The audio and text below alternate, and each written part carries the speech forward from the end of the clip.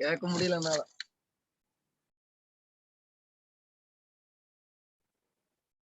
இப்போ நம்ம 8th சயின்ஸ்ல மெஷர்மெண்ட் பாடத்தை பார்த்துட்டு இருக்கோம்.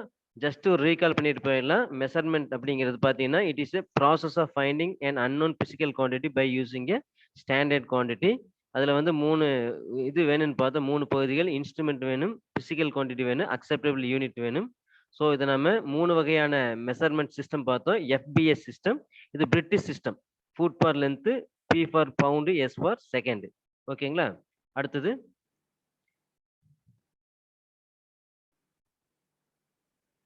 அடுத்த என்னன்னு பார்த்தீங்கன்னா சிஜிஎஸ் சிஸ்டம், எம்கேஎஸ் சிஸ்டம். இந்த ரெண்டுமே பார்த்தீங்கன்னா மெட்ரிக் சிஸ்டம் சொல்கிறோம். C for centimetre, G for gram, S for second. So லென்த்துக்கு வந்து சென்டிமீட்டரு, மாஸுக்கு வந்து கிராமு, டைமுக்கு வந்து செகண்ட் யூஸ் பண்ணாங்க.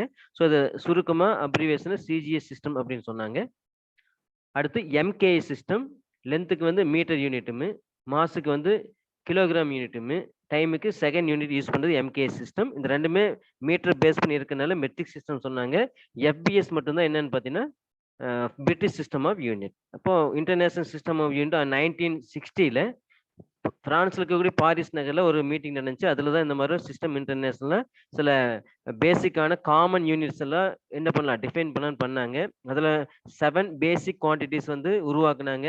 அதாவது ஃபண்டமெண்டல் குவான்டிட்டிஸ். அது என்னென்னு பார்த்தீங்கன்னா length, mass, time, temperature, electric current, amount of substance, luminous intensity. இந்த 3மே நம்ம ஆல்ரெடி நம்ம 6th 7th டிஸ்கஸ் பண்ணதுனால இந்த 8th ஸ்டாண்டர்ட் கண்டென்ட்ல temperature, electric current, amount of substance, luminous intensity பற்றி விரிவாக கொடுத்துருக்காங்க.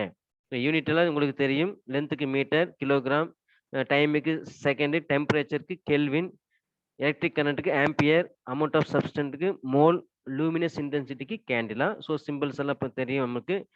எம்ங்கிற மீட்டர், கேஜிங்கிறது கிலோகிராம், எஸ்ங்கிறது செகண்ட், கேங்கிறது கெல்வின், ஏங்கிறது ஆம்பியர், எம்ஓஎல் அப்படிங்கிறது மோல், சிடி அப்படிங்கிறது கேண்டிலா. அப்போ டெம்பரேச்சர் பற்றி பார்த்தோம். டெம்பரேச்சர் அப்படி என்னன்னு பார்த்தீங்கன்னா பாருங்க, டெம்பரேச்சர் எப்படி மெஷர் பண்றாங்கன்னா temperature is a physical quantity that expresses the degree of hotness or coldness of a substance. Heat energy given to a substance will increase its temperature. Heat energy removed from a substance will lower its temperature. எப்போ நம்ம heat கொடுக்குறோமோ temperature increase ஆகும், ஹீட்டை remove பண்ணும்போது temperature degrees ஆகும்.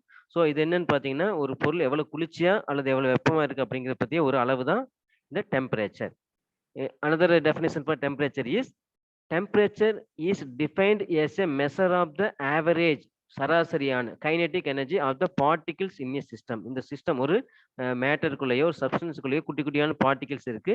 நம்ம heat பண்ணும்போது அந்த பார்ட்டிகிள்ஸ் என்ன பண்ணி வைப்ரேஷன் ஆகும். ஸோ அந்த வைப்ரேஷன்ல ஒரு கைனெட்டிக் எனர்ஜி கிரியேட் ஆகும். அந்த கைனெட்டிக் எனர்ஜியோடைய இந்த ஆவரேஜ் கைனெட்டிக் எனர்ஜி தான் என்ன சொல்றோம் டெம்பரேச்சர் அப்படின்னு சொல்றோம்.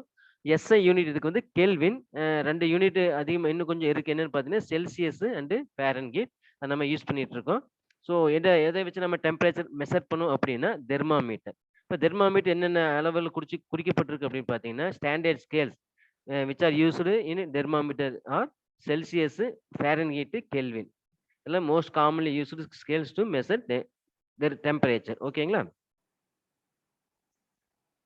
அடுத்து பாருங்க எலக்ட்ரிக் கரண்ட். எலக்ட்ரிக் கரண்ட் அப்படின்னா என்னன்னு படிச்சோம் நாம. Flow of electric charges in a particular direction is known as electric current. The magnitude of electric current is the amount of electric charges flowing through a conductor in 1 second. 1 second எவ்வளவு electrons ஓடுது அப்படிங்கிறத நம்ம electric current சொல்றோம். அப்போ electron ஓடுறது நம்ம என்ன சொல்றோம் எலக்ட்ரிக் சார்ஜஸ் அப்படின்னு சொல்றோம். ஓகேங்களா? Amount of electric charge. Electric சார்ஜோடைய யூனிட் வந்து என்னன்னு பார்த்தீங்கன்னா கூலும். அதை எலக்ட்ரிக் கரண்ட் எப்படி டிஃபைன் பண்ணனா electric amount of electric charge divided by time. Electric சார்ஜை டைமால டிவைட் பண்ணும்போது தட் இஸ் கியூவை டியால டிவைட் பண்ணும்போது நம்மளுக்கு ஐங்கிற எலக்ட்ரிக் கரண்ட் கிடைக்குது. Electric charge is measured in coulomb. The SI unit of electric current is ampere. Already நம்ம அதை பார்த்து அந்த டேபிளர் காணத்தில் பார்த்தோம். And it is denoted as capital A. If one அப்போ ஆம்பியர் அப்படிங்கிறது என்னன்னு டிஃபைன் பண்றாங்க. எல்லாமே உங்களுடைய என்எம்எம்எஸ் மற்ற எல்லா காம்படிட்டிவ் எக்ஸாமுக்கு முக்கியமான டெஃபினிஷன்ஸ் நீங்க நோட் பண்ணிக்கங்க. If 1 coulomb of charges is flowing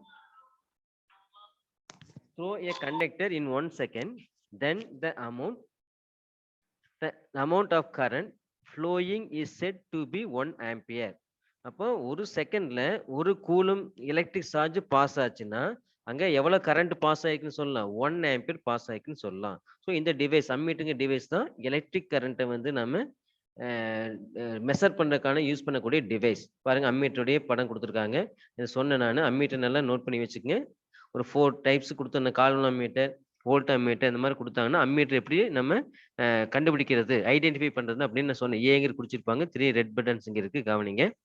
so problem கொடுத்துருக்கா 2 coulomb of charge flows through a circuit 10 second calculate the current. So என்ன பண்றேன்னா எலக்ட்ரிக் சார்ஜ் வந்து 2 கூலும், டைம் வந்து 10 செகண்ட். ஸோ 2/10 போட்டாம எலக்ட்ரிக் கரண்ட் கண்டுபிடிக்கிறோம் 0.2 ampere.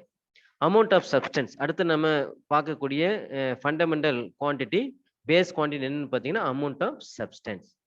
Amount of substance is a measure of the number of entities, that is called particles, present in a substance. The entity may be an atom, molecule, ion, electron or proton. ஒரு மேட்டருக்குள்ள ஒரு சப்ஸ்டன்ஸ்க்குள்ள குட்டி குட்டியான particles இருக்கு. அந்த particles எண்ணிக்கை குறிப்பிடுறதா நம்ம என்ன சொல்றோம், அமௌண்ட் ஆஃப் சப்ஸ்டன்ஸ் சொல்றோம். பாருங்க ஃபார் எக்ஸாம்பிள் இந்த மாதிரி காயின் எடுத்துக்கிட்டா எவ்வளவு காயின் இருக்கு நம்மளால சொல்ல முடியும். பட் ஒவ்வொரு காயினுக்குள்ள எவ்வளவு என்டிட்டிஸ் இருக்கு, எவ்வளவு இது இருக்குன்னு பார்த்தீங்கன்னா குட்டி குட்டி பார்ட்டிகிள்ஸ்க்கு நம்மளால அளவிட முடியாது. அதை ஒரு இதுல வச்சு லெபரேட்டரியில இது பண்ணி சொல்லுவாங்க. அதுதான் அமௌண்ட் ஆஃப் சப்ஸ்டன்ஸ் சொல்றோம்.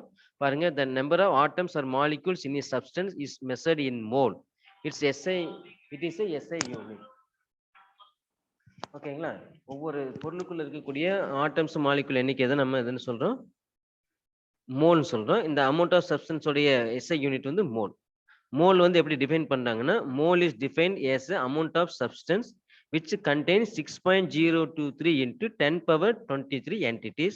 It is denoted as mole. மோலுடைய இது வந்து வேல்யூ என்னன்னு பார்த்தீங்கன்னா 6.023 into 10 power 23.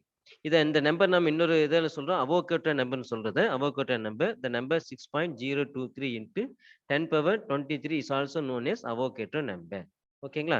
இதுல கடைசியா பார்க்கக்கூடிய நம்ம இந்த physical quantity, fundamental physical quantity என்னன்னு பார்த்தீங்கன்னா லூமினஸ் இன்டென்சிட்டி. கடைசியா பார்க்கக்கூடிய பிசிக்கல் குவான்டிட்டி என்னன்னு பார்த்தீங்கன்னா லூமினஸ் இன்டென்சிட்டி, ஒளிச்செறிவுன்னு சொல்றோம். The measure of the power of the emitted light. ஒளி ஒரு மூலத்திலிருந்து வரக்கூடிய by light source in particular direction. ஒரு ஒளி மூலத்திலிருந்து பல்பு ஒளி மூலம் எடுத்துக்கிட்டா அந்த பல்ப்ல இருந்து ஒரு குறிப்பிட்ட டைரக்ஷன்ல வரக்கூடிய அந்த பவர், இந்த வெளியே வரக்கூடிய லைட்டோட அந்த செறிவை தான் நம்ம என்ன சொல்றோம், இந்த லூமினஸ் இன்டென்சிட்டின்னு சொல்றோம். Per unit solid angle. இங்க பாருங்க அந்த படத்தை நேற்று போட்டு காமிச்சேன். நிறைய இடங்கள்ல அது என்ன ஆகும், இந்த பவர் அந்த லைட் பவர் போகும். இந்த குறிப்பிட்ட சாலிட் ஆங்கிள் எவ்வளவு பவர் நம்மளுக்கு கிடைக்குது அப்படிங்கிறத நம்ம லூமினஸ் இன்டென்சிட்டி சொல்றோம். SI யூனிட் வந்து என்னன்னு பார்த்தீங்கன்னா கேண்டிலா. அதை வந்து சிடின்னு நம்ம டினோட் பண்றோம். ஓகேங்களா? The light emitted from a common wax candle is approximately equal to 1 candela. 1 candela அப்படிங்க என்னன்னு பார்த்தீங்கன்னா the light emitted from a common wax candle. ஒரு காமனா வேக்ஸ் கேண்டில் பார்த்து வச்சீங்கன்னா கேண்டில் வரக்கூடிய அந்த லைட்டை வந்து நம்ம என்ன சொல்றோம் 1 candela அப்படின்னு சொல்றோம். ஓகேங்களா? luminous intensity is measured by photometer.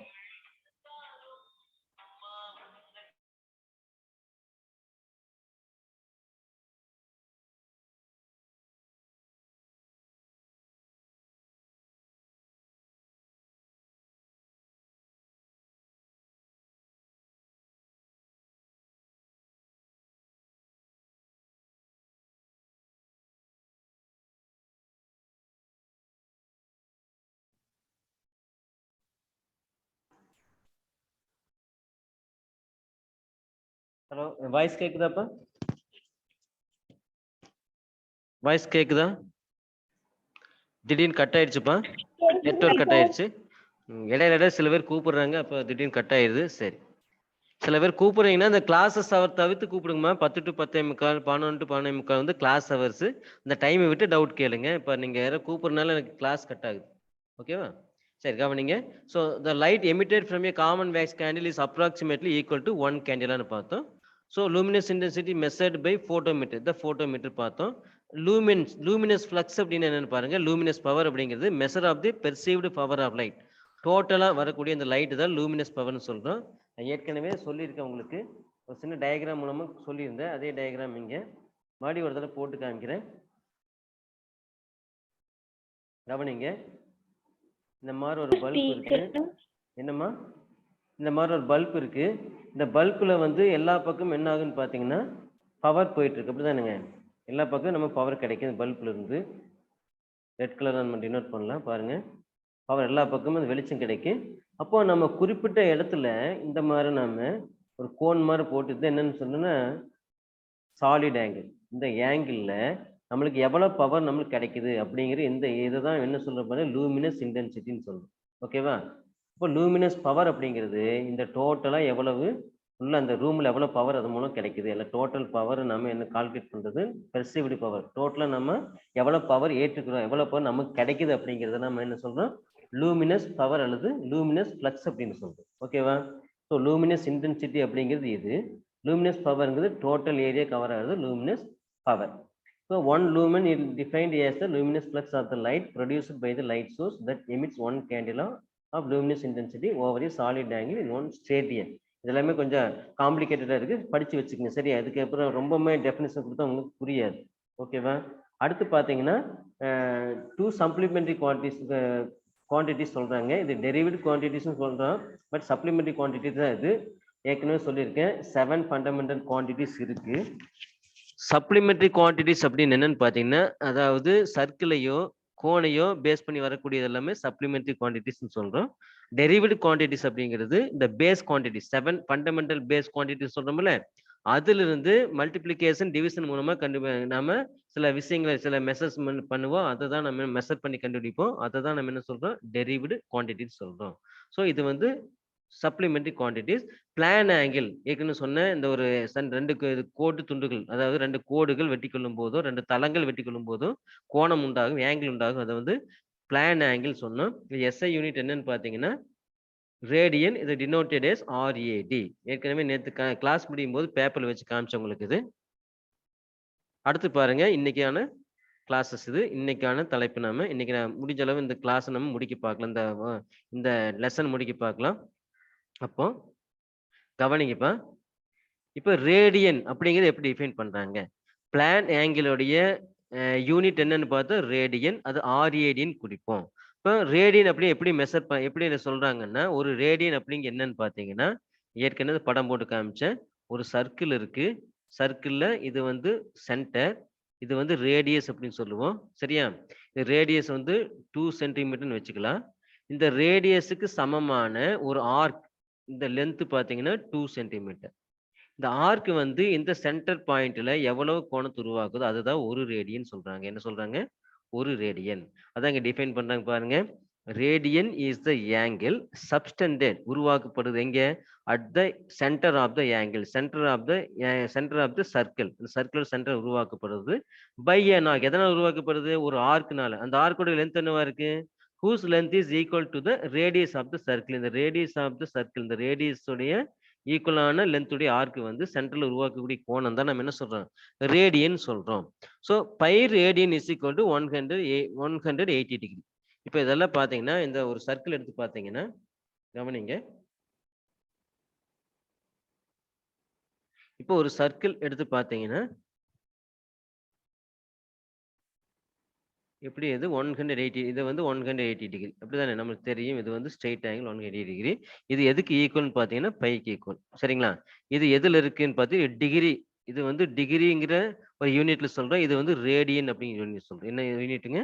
Radian. இப்போ ஒட்டு மொத்தமா பார்த்தீங்கன்னா 360 டிகிரி நமக்கு கிடைக்கும். அது வந்து 2 பை ரேடியன். ஓகேங்களா? ஒரு சர்க்கிள் ஆஃப் சர்க்கிள் எடுத்துட்டீங்கன்னா பை ரேடியன் சொல்றோம். இன்னொரு ஆஃப் சர்க்கிள் எடுத்துக்கிட்டா நம்ம அது இன்னொரு by radian. So 2 by radian. அப்போ இந்த கன்வர்ஷன் கண்டிப்பாக கேட்பாங்க எக்ஸாமில். ஸோ இதை நீங்கள் நோட் பண்ணிக்க. இந்த கணக்கு நம்ம இப்போ செய்யலாம். ஓகேங்களா? இவ்வளோ படிச்சுட்டு இந்த கணக்கு செய்ய போனால் நமக்கு ஒரு பிரயோஜனம் இல்லை. இந்த கணக்குக்காக தான் இந்த இதில் சொல்லி கொடுத்துருக்கேன். இந்த கால்குலேஷன் செஞ்சீங்கன்னா யூஸ்ஃபுல்லாக இருக்குது. NMMS கேட்டிருக்காங்க ஆல்ரெடி. ஸோ பாருங்க, convert 60 degree into radian. Problem 2 நான் இங்கே போட்டு காமிக்கிறேன். அங்கே கொஞ்சம் கன்ஃபியூஸ் ஆனா இங்க போட்டு காமிக்கிறேன். என்ன பண்ண சொல்றாங்க? Convert 60 degree. இது வந்து டிகிரி யூனிட் இருக்கு. எதவா மாத்தணும் நம்ம? Into radian. ரேடியன் யூனிட்டை மாத்தணும். ரேடியனை மாத்தணும். நம்மளுக்கு ஏற்கனவே தெரியும் என்னன்னு பார்த்தீங்கன்னா by radian pi radian is equal to 180 degree. தெளிவா தெரிஞ்சுக்குங்க. இந்த பக்கம் இருக்க யூனிட் பாருங்க, இந்த பக்கம் இருக்க யூனிட் வந்து ரேடியன் யூனிட், இந்த பக்கம் டிகிரி யூனிட். சரிங்களா?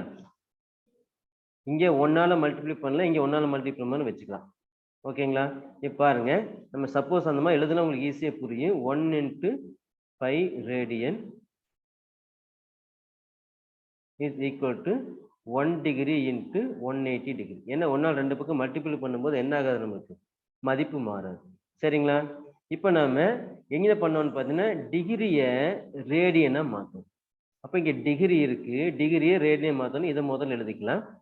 கவனிங்க. ஸோ 1 டிகிரி அப்படிங்கிறது என்னன்னு பார்த்தீங்கன்னா பாருங்க, 1 டிகிரி இந்த பக்கம் 1 டிகிரி அப்படியே வச்சுக்கிட்டேன், இங்க இருக்க 1 டிகிரி அப்படியே வச்சுக்கிட்டேன். 180 டிகிரி மல்டிப்ளையிங் ஃபேக்டரா இருக்கு. ஸோ இங்க வந்து அது டிவைடிங் ஃபேக்டர் மாறும். ஸோ என்ன மாறும் பாருங்க, 1 into பை வந்து பை தான். ஸோ பைன்னு போட்டுக்கலாம். Pi divided by 180 degree radian. ஓகேங்களா? 1 degree is equal to pi by 180 degree radian. அப்ப இங்க எவ்வளவு ரேடியன் கொடுத்துருக்காங்க, எவ்வளவு டிகிரி கொடுத்துருக்காங்க, 60 டிகிரி கொடுத்துருக்காங்க. ஸோ நம்ம என்ன பண்ணலாம்னா 60 டிகிரி இஸ் ஈக்குவல் டு 1 டிகிரிக்கு எவ்வளவுன்னா 60க்கு 60ஆல மல்டிபிள் பண்ணும். 60 into pi by 180 degree radian. சரிங்களா? இப்ப நாம இதை சிம்பிளிஃபை பண்ணலாம். பாருங்க, 160 is 60, 360 180. ஸோ நம்ம எப்படி எழுதலாம்னு பார்த்தீங்கன்னா இது வந்து pi by 3 radian, pi by 3 radian. ஓகேங்களா?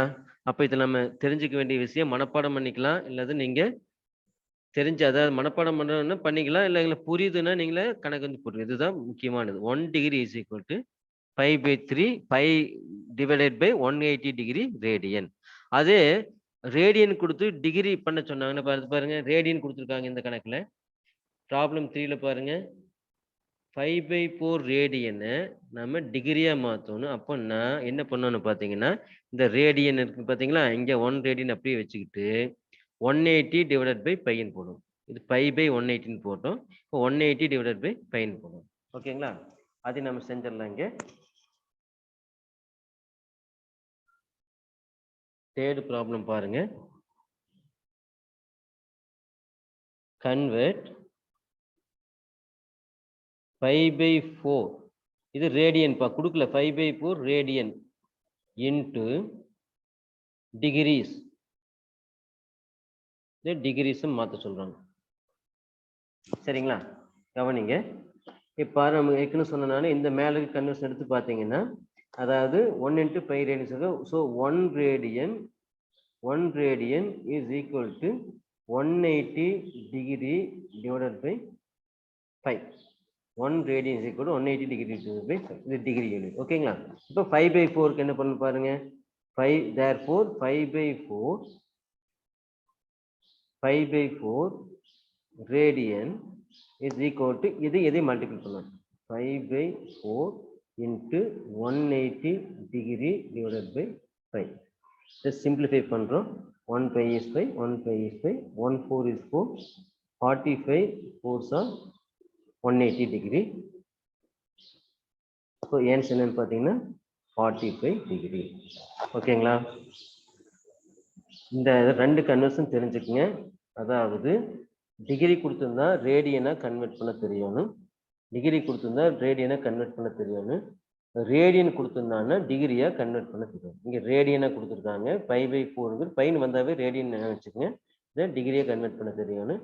ஸோ என்ன நீங்கள் அந்த கன்வர்ஷன் தெரிஞ்சுக்கணும் அப்படின்னா இதுதான் என்னன்னு பார்த்தீங்கன்னா, இந்த மறுபடியும் அதை இது பண்ணி காமிக்கிறேன். இந்த ஃபார்முலா நீங்கள் தெரிஞ்சு வச்சுக்கணும். கண்டிப்பாக ஒரே அட்டம்ப்ட்ல புரியாது. நான் இங்கே ரெண்டுமே கட்டம் போட்டு காமிச்சிருக்கேன், நான் ஷேர் பண்ணுற இந்த இதை உங்களுக்கு இதே போல் நீங்கள் 2-3 கணக்கு செஞ்சு பார்த்தா உங்களுக்கு புரியும். ஓகேவா? ஸோ இந்த கன்வர்ஷன் நீங்கள் நல்லா தெளிவாக நினைவில் வச்சுக்கோங்க. நம்ம அடுத்தது போகலாம். அடுத்து சாலிட் ஆங்கிள் என்னன்னு பார்க்க போறோம். கவனிங்க.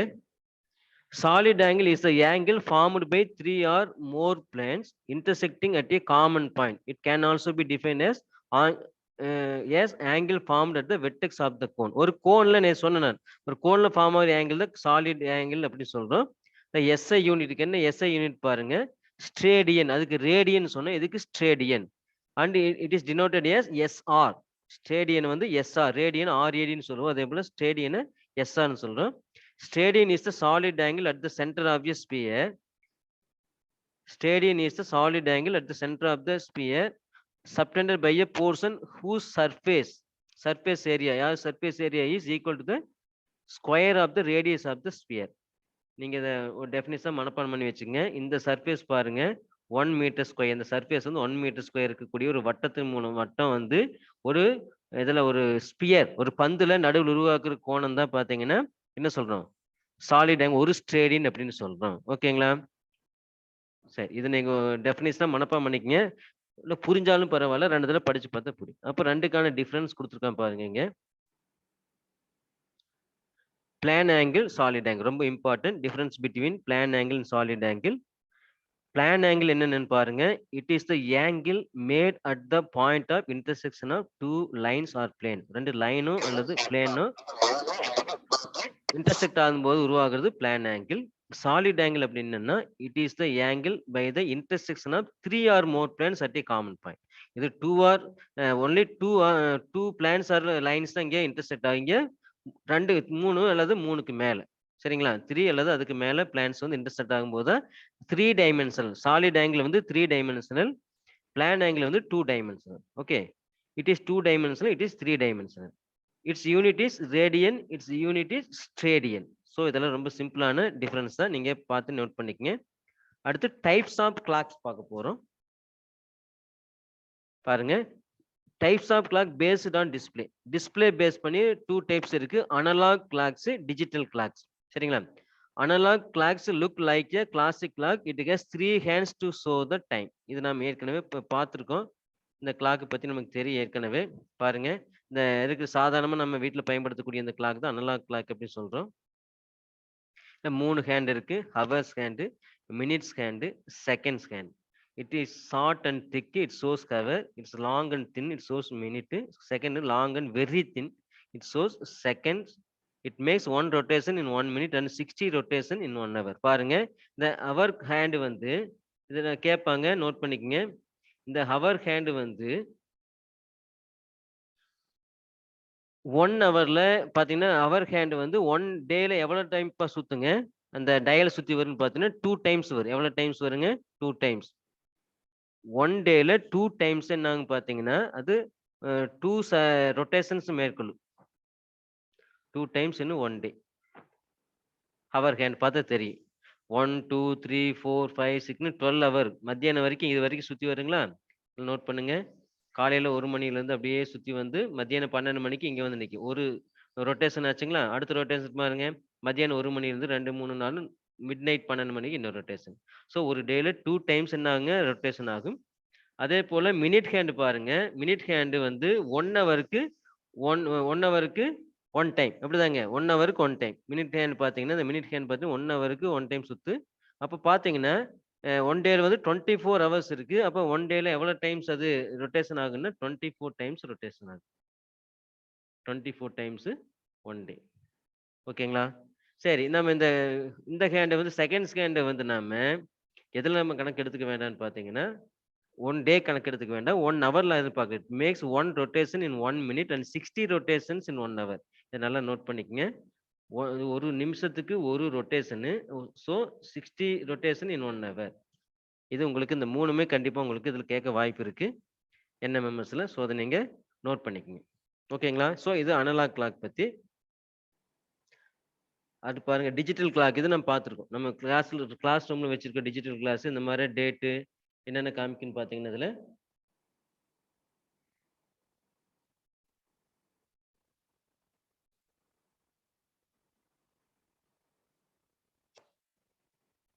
கவனிங்க. இதுல பாருங்க, இது டேட் இருக்கு, மந்த் இருக்கு, அப்புறம் வந்து டைம் காமிக்கு, வேற செகண்ட்ஸ் காமிக்கு, டெம்பரேச்சர் காமிக்கு, நிறைய இந்த மாதிரி விஷயங்களை காமிக்கு. ஸோ இந்த மாதிரி கிளாக் டிஜிட்டல் கிளாக்னு சொல்றோம். Digital clock displays A digital clock displays the time directly. It shows the time in numerals or other symbols. It may have 12-hour or 24 hours display. Recent clocks are showing day, time, day, month, year, temperature, etc. Digital clocks are often called as electronic clocks. இது நம்ம என்னன்னு சொல்றோம், electronic clocks அப்படின்னு சொல்றோம். சரிங்களா? So டிஸ்பிளேவே base பண்ணி நம்மளுக்கு 2 types of clocks இருக்கு. என்னென்னு பார்த்தீங்கன்னா என்னங்க, அனலாக் கிளாக் வந்து டிஜிட்டல் கிளாக். சரிங்களா? சொல்லுங்க பிரகதீஸ்வரன், சொல்லுங்க பார்க்கலாம். டிஸ்பிளே பேஸ் பண்ணி எவ்வளவு டைப்பான கிளாக்ஸ் இருக்கு, என்னென்னது?